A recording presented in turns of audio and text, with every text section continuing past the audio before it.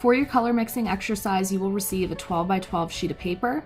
You will have to decide how many sections you'll break this up depending on how many colors you need.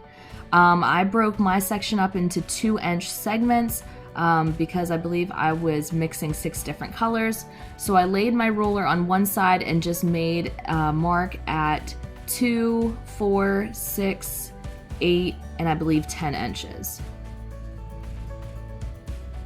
Then I did this on the other side and then laid my ruler across the whole paper and drew a nice straight line. I would make sure that you don't push very hard because you might end up erasing these lines whenever you are finished.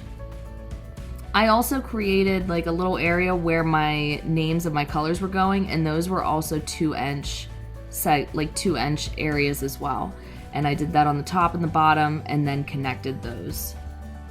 I'm now going to add in my names of the colors that I'm going to mix for this color mixing exercise.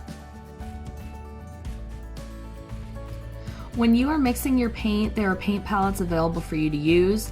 You are just going to use a small amount of paint just like this that you are seeing in this video. You don't need to mix a large amount of paint until you have finally decided on your colors. So a little swatch of color that looks just like that. Here is my color mixing chart halfway done.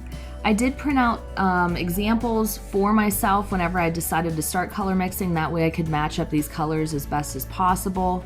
So right here in this video, you'll just see me kind of pointing out the different colors that I am going to be creating whenever I'm doing this color mixing exercise. Another resource I will have for you are these color theory papers. You might want to use these, maybe you won't. I know it definitely helped me out because mixing paint is not my strongest suit. So if that's something that you can use, go ahead and use those. The other thing is make sure that you are labeling what paints you are using and maybe give yourself a percentage of how much you're using of both colors. That way, whenever you go back to actually mix the paints, you can refer to your color mixing chart and you have a better idea of I use this much white or this much green or this much blue whenever I was creating this color. So those are just things that you're going to want to write down. This is my final color mixing chart that I have completed, and you will turn this in with your shoe design project. It is worth points.